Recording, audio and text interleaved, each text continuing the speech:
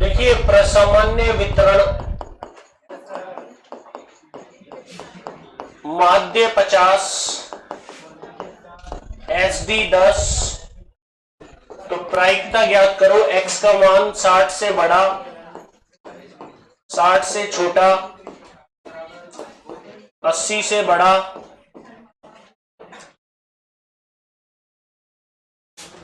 70 से छोटा, ये हमें प्रायिकता निकालनी। तो जब ये प्रायिकता निकालने के लिए आ जाती है तो वो जो घंटीनुमा आकार का वक्र बनाया था वो काम में आता है।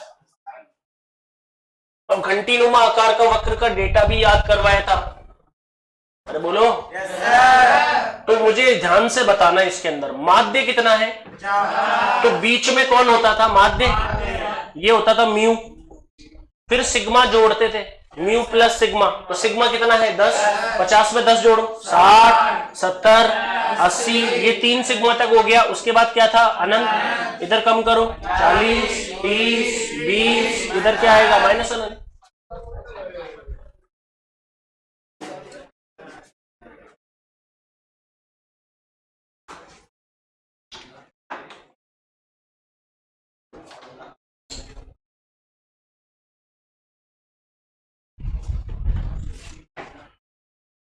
अब ध्यान से देखो, ये जो मान था वो कितना था? 0.3413। ये भी कितना था? ये कितना था? और ये वाला? और ये जो 20 वाला? और ये 80 वाला? अब इसमें या तो घटा के या जोड़ के आंसर आएगा। सुनो, घटा के या जोड़ के आंसर कैसे आएगा? देखो, ये बताओ किससे बड़ी प्रायिकता चाहिए आपको? तो ये 60 है, तो 60 से बड़ी इधर होती है, छोटी इधर होती है। तो बड़ी मतलब ये सारी प्रायिकता। तो यहां से लेकर यहां तक कितना था? 0.5। उसमें से अगर मैं ये माइनस कर दूं तो 60 से बड़ी आ जाएगी। अरे 60 से बड़ी है तो 0.5 में से 0.3413 माइनस हो जाएगा ना। वापस बताओ किससे बड़ी? तो 60 तक का 0.5 में से माइनस कर दो, तो जो पहला आंसर आएगा वो 0.5 माइनस 0.3413 0.1587। सही है? अब बताओ किससे छोटा? 60 से छोटा मतलब ये सारा पूरा। तो ये तो आएगा ही आएगा, प्लस यहां से यहां तक 0.5 भी आएगा, तो इसमें जुड़ेगा। 60 से छोटा मतलब ये तो लेना ही है, प्लस 0.5 भी लेना है, तो ये जुड़ेगा। 0.5 प्लस 0.3413 0.8413 किससे बड़ा? 80 से बड़ा। ये 80 है ना?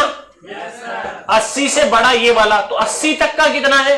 4986। तो 0.5 में से 0.4986 क्या हो जाएगा? माइनस। ठीक है, अब बताओ किससे छोटा? बोलो। 70 ये रहा। 70 से छोटा मतलब सारा। तो 0.5 प्लस 0.47725 0.97725। अरे समझे क्या? अगर कोई बोले 40 से बड़ा और 60 से छोटा, किससे बड़ा? ये 40 और ये 60, तो ये पूरा एरिया चाहिए। तो ये कितनी बार हो जाएगा? 2 बार। 0.3413 का डबल 0.6826। समझे क्या? अगर हमें प्रायिकता चाहिए 40 से छोटी, किससे छोटी? 40 से छोटी।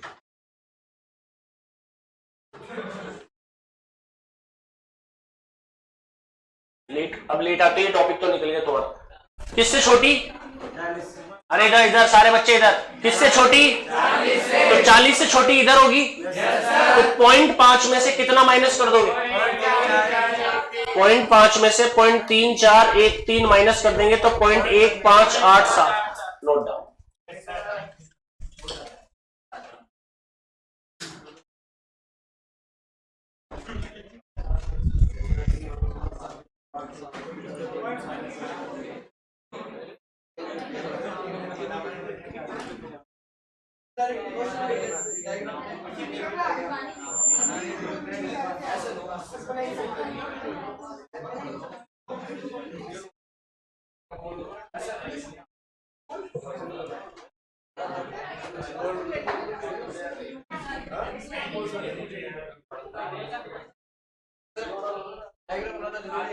डायग्राम में ही तो एंट्री है, डायग्राम से तो पता लगेगा आंसर।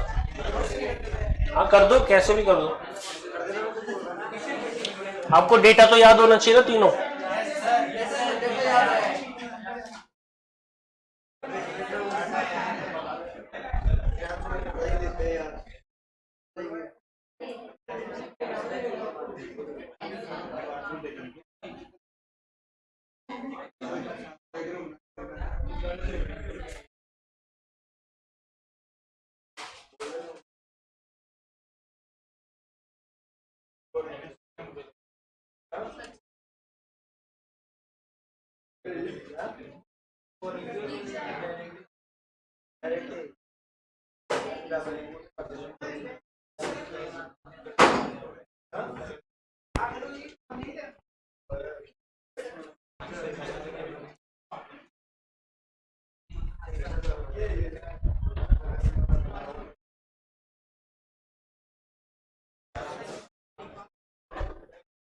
अगर यहां पे दिया होता 5000 छात्र हैं, कितने?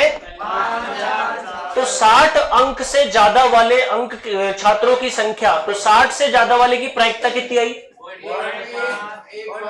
तो उसको किससे गुणा कर देंगे? 5 है, तो छात्रों की संख्या आ जाएगी। किसकी संख्या आ जाएगी?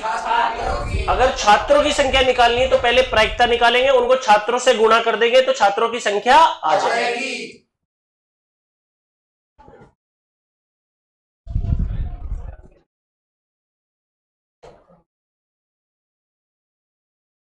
तब हमारा लास्ट चैप्टर बचा जिसका नाम है सांख्यिकी का परिचय, थ्योरी वाला चैप्टर।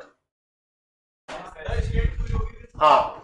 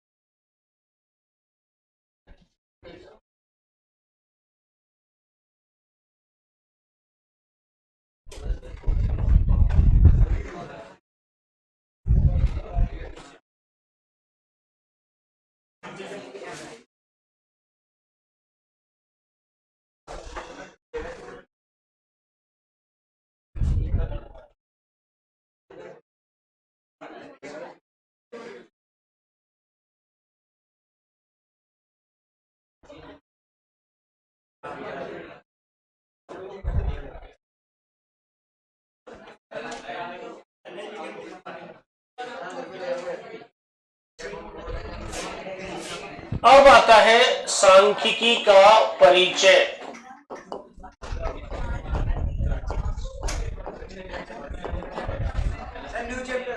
लास्ट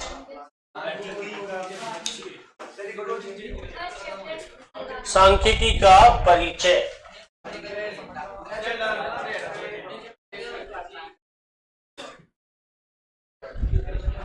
तो सांख्यिकी का परिचय में आपको बेसिक बातें पता होनी चाहिए, जो मैंने पहले भी लिखवाई है। सांख्यिकी गणित की एक शाखा है। सांख्यिकी गणित की एक शाखा है। सांख्यिकी विज्ञान एवं कला दोनों है। विज्ञान एवं कला दोनों है।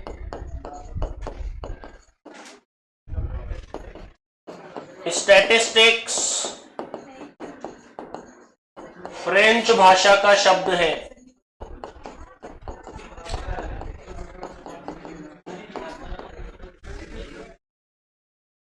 (1749) में दिया गया। सर्वप्रथम लैटिन भाषा का शब्द आया। लैटिन भाषा का शब्द क्या था? स्टेटस। उसके बाद इटालियन भाषा का शब्द आया, स्टैटिस्टा। जर्मन भाषा का शब्द आया, स्टैटिस्टिक। और इस statist Latin, Italian, German, French भाषा का शब्द आया, STATISTIQUE। और इसी से क्या बना? स्टैटिस्टिक्स।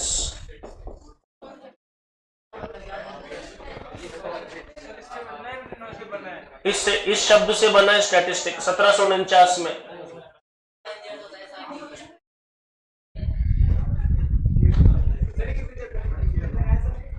चार।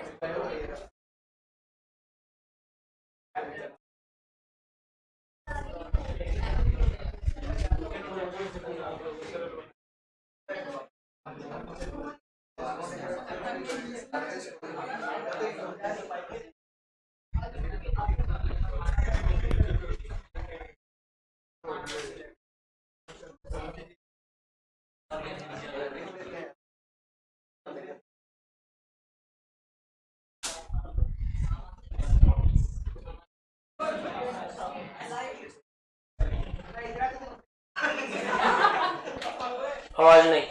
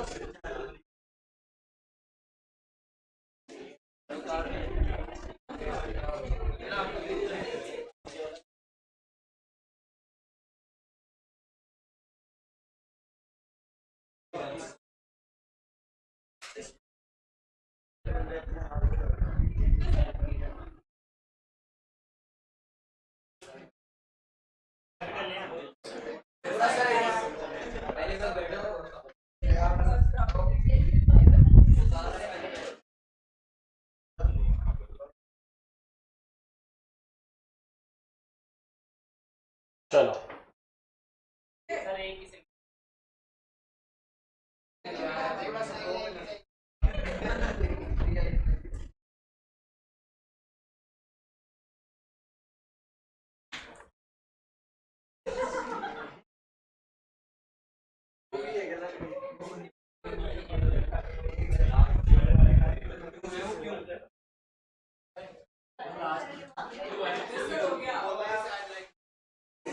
QUE।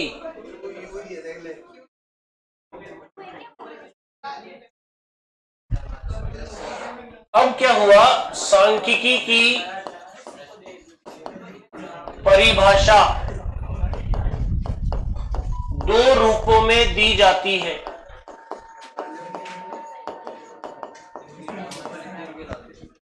पहला एक वचन रूप, इसके अंतर्गत क्या होता है, समंकों का संग्रहण, वर्गीकरण, प्रस्तुतिकरण इत्यादि इत्यादि में सभी आ गए। एक वचन रूप में क्या बताया गया कि डेटा का सबसे पहले संग्रहण होता है, वर्गीकरण होता है, प्रस्तुतिकरण होता है, वो एक वचन परिभाषा के अंतर्गत है। दूसरा कहलाता है बहुवचन। समंकों के मात्रात्मक तथा गुणात्मक तथ्यों को व्यक्त करना।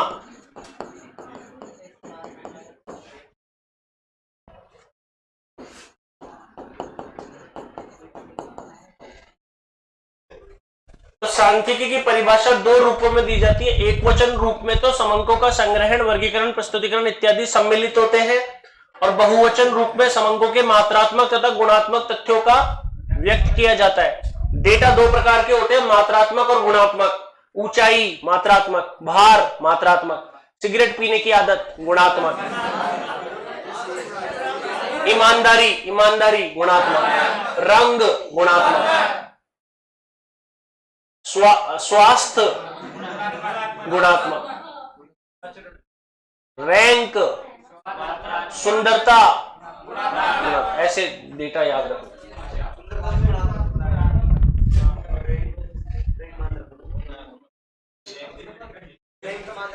गुणात्मक।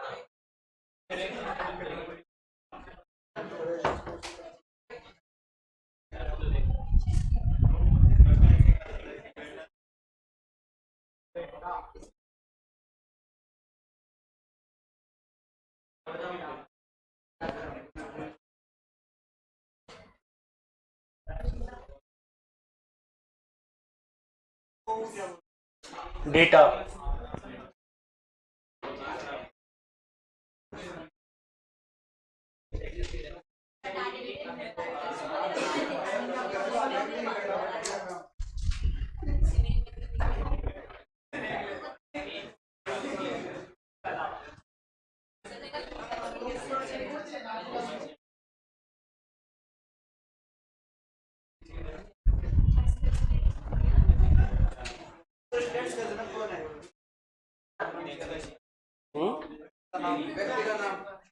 किसने?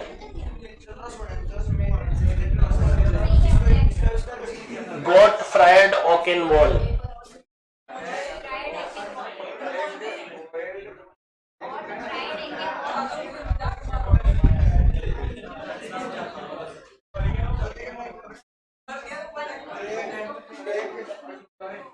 चलो जी नेक्स्ट। अब मैं इस चैप्टर के बारे में इसको डिस्क्रिप्शन करूंगा, तो देखिए मैं मेरे पास जगह कम है, तो आप जैसे बनाओ बना लेना कि क्या होता है स्टैटिस्टिक्स में।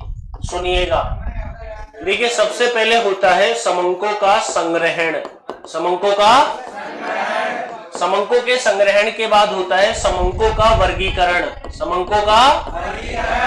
अच्छा, समंकों का जो वर्गीकरण है उसके बाद आता है समंकों का प्रस्तुतिकरण।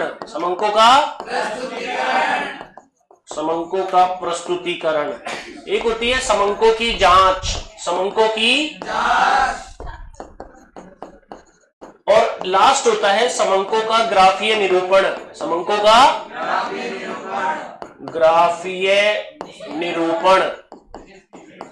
सुनो, कुछ भाग इसके हैं, कुछ भाग प्रस्तुतिकरण के, वो जगह कम है, मैं बाद में बनाऊंगा एक एक करके। समंकों का संग्रहण बताता हूं। दो प्रकार के समंक होते हैं, एक कहलाता है प्राथमिक समंक। कौन सा समंक? जैसे जनसंख्या गणना हर 10 साल में एक बार होती है। जैसे भारत में बेरोजगारी, जो डेटा होगा पहली बार लिया जाएगा। जो पहली बार डेटा लेते हैं उसे प्राथमिक कहते हैं। क्या कहते हैं? प्राथमिक। जैसे भारत में स्कूल कितने, ये डेटा गवर्नमेंट के पास लिखा हुआ है। तो वो जब डेटा कलेक्ट किया गया वो प्राइमरी था, प्राथमिक था। कैसा था? प्राथमिक। जैसे इंटरनेट पे अपन कोई चीज देखते हैं तो हमारे लिए वो क्या कहलाएगा? द्वितीयक। क्या कहलाएगा? द्वितीयक। पर जब वो कलेक्ट हुआ था उनके लिए क्या था? प्राथमिक। तो जो प्राथमिक समंक के बाद आता है द्वितीयक समंक। द्वितीयक समंक का दूसरा नाम होता है गौण, गौण समंक। कौन सा समंक? गौण समंक। प्राथमिक समंक को कलेक्ट करने की 3 विधियां हैं। पहली विधि कहलाती है साक्षात्कार विधि। कौन सी विधि? दूसरी कहलाती है डाक प्रश्नावली, डाक प्रश्नावली। तीसरी विधि कहलाती है अवलोकन विधि। कौन सी विधि? साक्षात्कार में 3 विधि होती है। साक्षात्कार में भी कितनी विधि होती है? 3। एक होता है व्यक्तिगत साक्षात्कार। बोलो। व्यक्तिगत को ही बोलते हैं प्रत्यक्ष। क्या बोलते हैं? एक होती है अप्रत्यक्ष। क्या होती है? और एक होती है टेलीफोनिक। टेलीफोनिक। अब मुझे याद करो समंकों का क्या होता है? संग्रहण कितने प्रकार में? कितने टाइप के डेटा होते हैं? 2। प्राथमिक और द्वितीयक का दूसरा नाम? प्राथमिक समंक को कलेक्ट करने की विधियों का नाम? डाक प्रश्नावली, अवलोकन। साक्षात्कार विधि में कौन होता है? अप्रत्यक्ष, टेलीफोनिक। इनमें से सबसे बेस्ट विधि है अवलोकन। सबसे बेस्ट विधि? रेल दुर्घटना में कौन काम में आती है? अप्रत्यक्ष। भूकंप इत्यादि में कौन काम में आती है? व्यक्तिगत। ऐसे कुछ सवाल होंगे जो बाद में लिखवाऊंगा, नोट डाउन। अब मैं इसका भी भाग लिखवाऊंगा, इसका इसका इसका। द्वितीयक में कुछ नहीं है।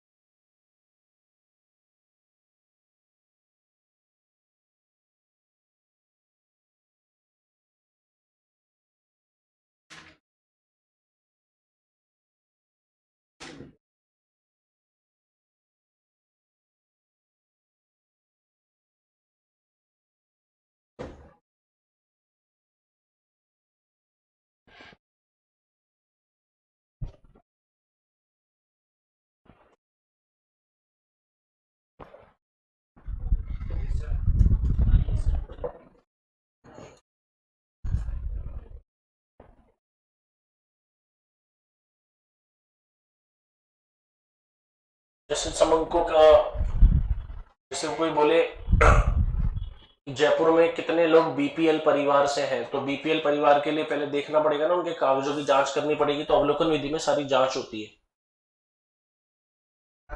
प्रश्नावली में, हाँ, प्रश्नों की सूची तैयार करके व्यक्तिगत, जैसे वो दैनिक भास्कर वाले पहुंच जाते हैं ना, भूकंप आता है तो, या फिर कोई भी टीवी वाले मीडिया वाले पहुंच जाते हैं ना, तो वो कहलाती है प्रत्यक्ष साक्षात्कार, आमने सामने। अप्रत्यक्ष में थर्ड पार्टी, जैसे रेल दुर्घटना में मौसम विभाग बताता है या रेलवे विभाग बताता है कि दुर्घटना क्यों हुई, जो मर गया वो थोड़ी बताता है।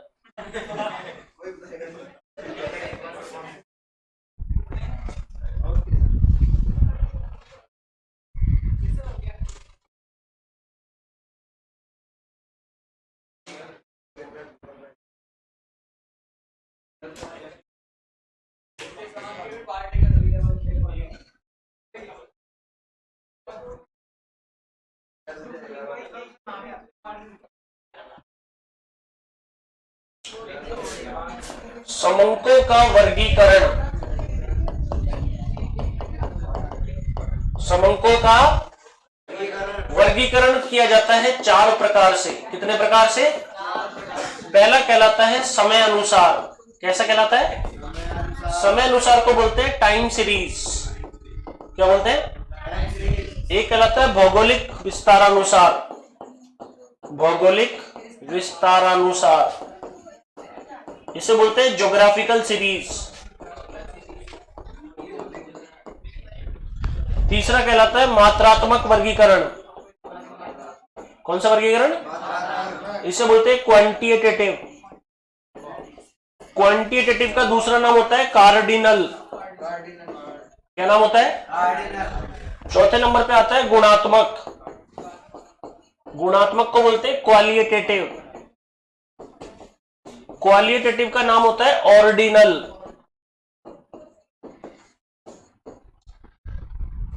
समंकों का वर्गीकरण 4 प्रकार से किया जाता है। पहला कहलाता है समय अनुसार, दूसरा भौगोलिक, जैसे आसाम में कितनी बारिश हुई, राजस्थान में कितनी बारिश हुई, ये हो गया भौगोलिक। क्या हो गया? भौगोलिक। 2001 में कितना चावल उत्पादन हुआ, 2002 में कितना चावल उत्पादन हुआ, वो हो गया समय अनुसार। क्या हो गया? समय अनुसार। समझे? समय अनुसार मतलब समय के हिसाब से, भौगोलिक मतलब स्टेट के हिसाब से, राज्य के हिसाब से, जगह के हिसाब से।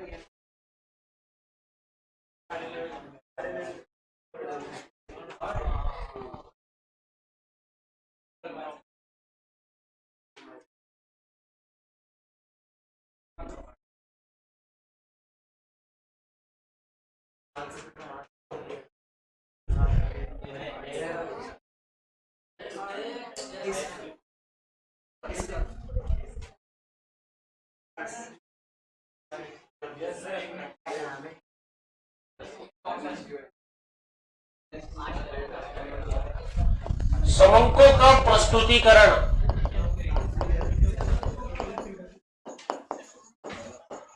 समंकों का प्रस्तुतिकरण 3 तरीके से किया जाता है। पहला कहलाता है पाठ्यानुसार।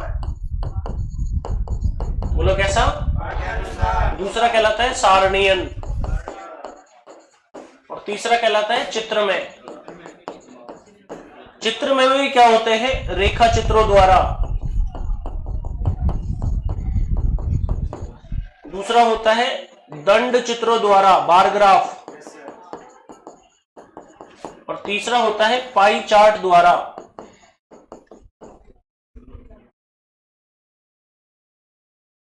Pie chart. रेखा चित्रों में भी क्या होता है? सरल रेखा चित्र। बोलो।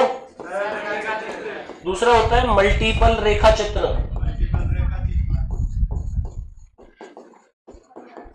एक होता है मल्टीपल अक्ष रेखा चित्र।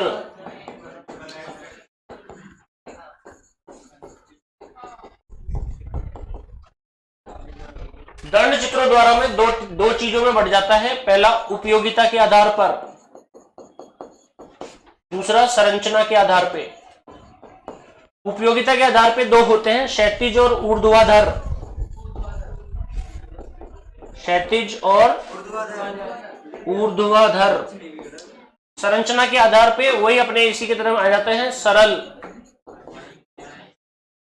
सरल दंड चित्र, मल्टीपल दंड चित्र। मल्टीपल को बोलते हैं ग्रुप शुदा। और एक होता है अंत्य विभाजित।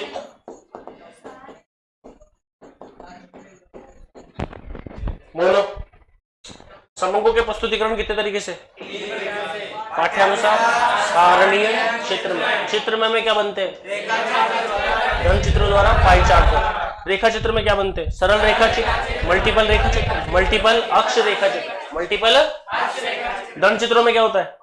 उपयोगिता के आधार पे, संरचना के, उपयोगिता के आधार पे कौन होते हैं? और संरचना के आधार पे सरल दंड चित्र, मल्टीपल दंड चित्र, ग्रुप शुदा या अंत्य विभाजित। अंत्य विभाजित। तो बाकी चीज कब करेंगे? कल।